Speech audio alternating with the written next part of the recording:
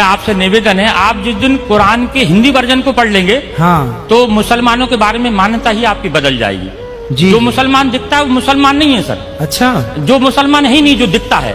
फिर मुसलमान तो वो है जो अपने पड़ोसी को भूखा नहीं देख सकता। वाह। ईश्वर अल्लाह ताला ने कुरान के अंदर जो क्लिप है, अभी आप लोग ये वीडियो देखिएगा, इसमें ऐसी ऐसी इंफॉर्मेशन है जो भाईचारे के लिए बहुत इंपॉर्टेंट है। ये जो वीडियो है भाई बहुत सी चीजें सिखाती है ये वीडियो, तो मैंने सोचा कि इस पर एक वीडियो जरूर बननी चाहिए। और आप लोग भी अगर हो सके इस वीडियो को, अगर आपको पसंद आए तो आप लाइक जरूर कीजिएगा, और पॉसिबल हो तो अपने दोस्त को इस चीज के बारे में बताइएगा भी। बहुत अच्छी वीडियो मैं प्ले कर रहा हूँ, आप लोग देखिए। मेरा आपसे निवेदन है, आप जिस दिन कुरान के हिंदी वर्जन को पढ़ लेंगे हाँ तो मुसलमानों के बारे में मान्यता ही आपकी बदल जाएगी। जी जो मुसलमान दिखता है वो मुसलमान नहीं है सर। अच्छा, जो मुसलमान है ही नहीं, जो दिखता है।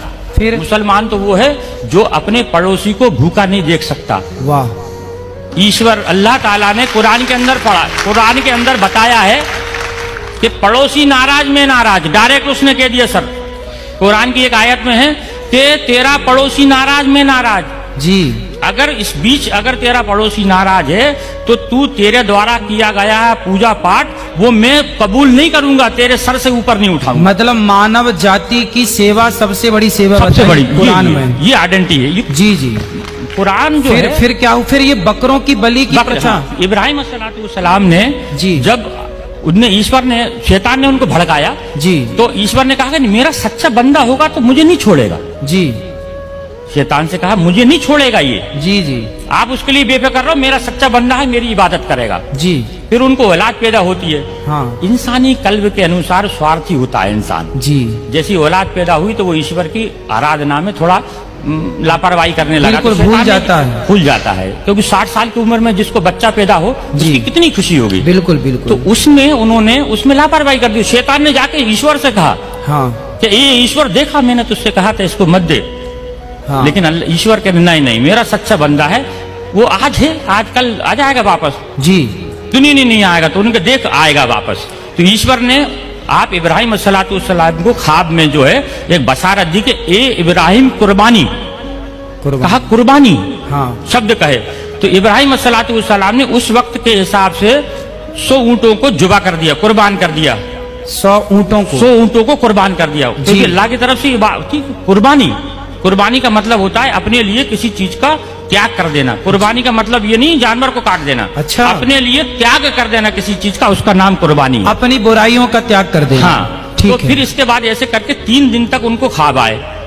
फिर उन्होंने चौथे दिन अल्लाह ताला से कहा, अल्लाह ऐसा क्या मामला है कि इतनी कुर्बानी देने के बाद तू मुझसे नाराज है, मेरी कुर्बानी को कबूल नहीं कर रहा। तो अल्लाह ताला ने कि इधर से चौथे दिन उनको बशारत हुई कि दुनिया के अंदर सबसे ज्यादा जिससे तू मोहब्बत करता है उसकी कुर्बानी। अच्छा, तो अब उन्होंने फिर अपनी पत्नी से कहा कि अल्लाह की तरफ से ऐसा आया है कि कुर्बानी मांग रहे हैं। फिर अल्लाह ताला ने, उसकी बीवी ने समझाया, आपकी बीवी ने समझाया कि आप सबसे ज्यादा किससे मोहब्बत करते हैं? तो कहने लगे कि मैं अपने बच्चे से मोहब्बत करता हूँ। तो उन्होंने कहा कि आप इसी की कुर्बानी मांग रहे हैं। अच्छा, ईश्वर उनसे कुर्बानी मांग रहे हैं। जी जी। तो फिर आगे ये होता है कि ये बात दोनों मियाँ बीवी करते हैं। तो इस्माइल अलैहिस्सलाम जो रहते हैं वो सुनते रहते हैं। 5 साल की उम्र होती है उनकी जी। 5 साल का बच्चा थोड़ा समझदार हो जाता है। ठीक है। और आप तो नबी थे इस्माइल अलैहिस्सलाम। जी जी।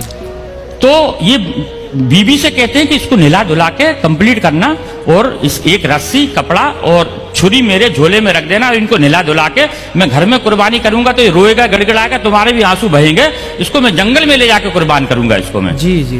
तब इब्राहिम अलैहिस्सलाम इस्माइल अलैहिस्सलाम को सुबह देखते हैं, उठ के देखते हैं तो इस्माइल अलैहिस्सलाम पहले से तैयार है।